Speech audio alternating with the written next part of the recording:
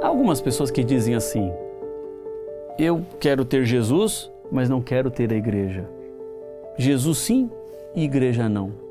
Nós vimos nesse estudo que a igreja foi fundada pelo próprio Senhor Jesus. É parte do seu corpo aqui na terra e ocupa um papel fundamental na manutenção e na pregação do Evangelho em todo o nosso mundo. Portanto, não se pode dizer que a igreja não é mais relevante nem necessária aos nossos dias. Jesus, ele é o fundador e restaurador da igreja. Obviamente, a igreja não é perfeita, porque a igreja é formada de pessoas que não são perfeitas, mas a igreja é o local onde pecadores se reúnem debaixo da graça do Senhor Jesus para buscar transformação, para buscar inspiração e para buscar salvação. Assim, todos nós somos chamados e convidados para levarmos o Evangelho àqueles que não conhecem. O mundo no qual vivemos não é um mundo tão simples e fácil assim. Há muitas tentações e distrações que podem facilmente nos tirar do caminho que Deus tem. Assim, a igreja ela acaba congregando pessoas diferentes que exercem os seus dons e umas podem pastorear as outras. A igreja na minha vida é fundamental.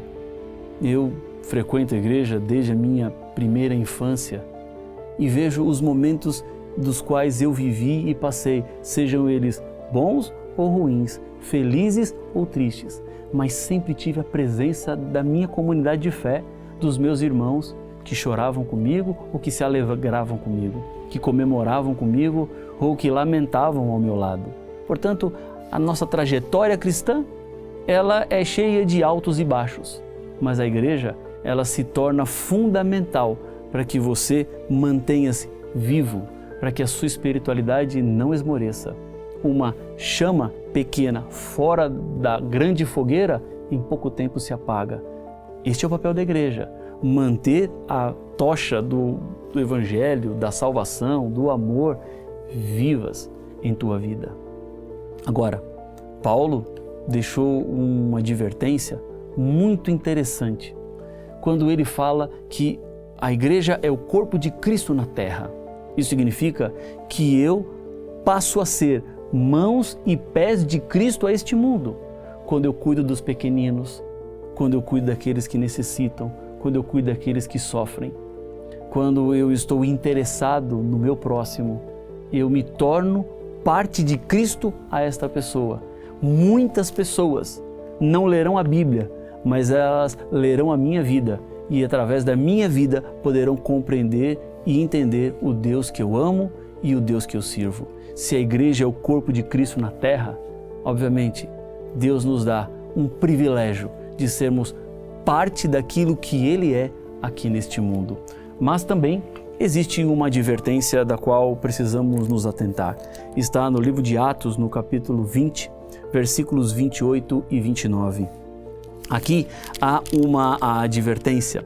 Paulo falando aos presbíteros da igreja de Éfeso, ele diz assim: cuidem de vocês mesmos e de todo o rebanho no qual o Espírito Santo os colocou como bispos, para pastorearem a igreja de Deus, a qual ele comprou com seu próprio sangue.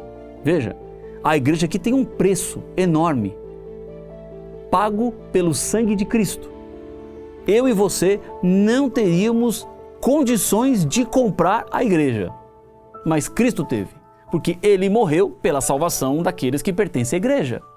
Jesus tomou sobre si todos os nossos pecados, as nossas dores, as nossas enfermidades, e por isso Ele oferece à igreja a possibilidade de salvação. Igreja é o povo de Deus. Igrejas são aqueles que são chamados de diferentes lugares, regiões, contextos, culturas, educações, para fazerem parte de um mesmo povo, que aguarda a breve volta do Senhor Jesus. O que a Bíblia está dizendo é: cuida de você mesmo e cuida do rebanho. Deus constituiu vocês como bispos para pastorearem a igreja do Senhor. Obviamente, aqui está falando do trabalho do pastor, que é aquele que tem uma responsabilidade de coordenação do trabalho espiritual, mas o pastor não é aquele que faz todo o trabalho da igreja, ele pastoreia a igreja, porque existe um conceito na Bíblia chamado sacerdócio de todos os crentes, que está lá em 1 Pedro. todos fomos chamados para exercer os nossos dons. E assim, quando todos exercem os seus dons, cuidados e pastoreados, estarão cuidando bem da igreja do Senhor, que foi comprada com o sangue de Cristo. Mas ele diz assim: eu sei que depois da minha partida aparecerão no meio de vocês lobos vorazes, que não pouparão o rebanho. Em outras palavras, se vemos a igreja como corpo de Cristo na terra, a igreja como um meio do qual Deus escolhe para manter os seus filhos salvos, para mantê-los vivos na fé, obviamente, o inimigo das almas, o diabo, o tentador, olha para a igreja e quer destruir a igreja. Ele quer acabar a igreja. Ele não quer o sucesso da igreja. E ele envia os seus mensageiros, esses lobos vorazes que entram no meio do rebanho, parecendo ser ovelha e que no final não são ovelhas. O que nós temos que fazer? Cuidar. Cuidar, porque o diabo não está brincando. Ele está em serviço, ativo, e usa das suas estratégias mais aguçadas para desvirtuar a igreja, para tirar a igreja do propósito do qual Jesus a estabeleceu na terra. A igreja é aquela que crê na volta de Jesus, é aquela que prepara um povo para a volta do Senhor Jesus, é aquela que testemunha a todas as pessoas, é aquela que se organiza para a missão, é aquela que cumpre o mandato de Cristo, ir a todo mundo e anunciar o Evangelho para que mais pessoas sejam batizadas no nome do Pai, do Filho e do Espírito Santo. E a você?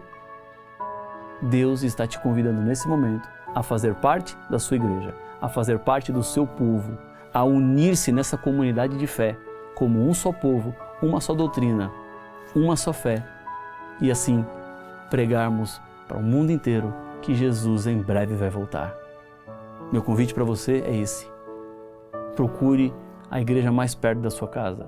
O seu instrutor, seu professor, sua professora, sua instrutora pode lhe dizer aonde é a igreja mais próxima de você. Se você já conhece a igreja, meu convite é: una-se a essa igreja. Passe pela experiência do batismo, viva essa nova experiência de fé, porque Deus te ama, se importa com você e quer, mais do que qualquer coisa, te dar a salvação. Vamos juntos orar? Senhor Deus querido, obrigado pelo estudo que tivemos. Obrigado pela Tua palavra. Obrigado pelos Teus ensinos. Queremos, mais uma vez, entregar nossa vida nas Tuas mãos. Nós, como parte do Teu povo, parte do corpo de Cristo na terra, como parte da igreja, nós nos consagramos a Ti, para que Tua vontade se faça em nós, hoje e sempre, em nome de Jesus. Amém.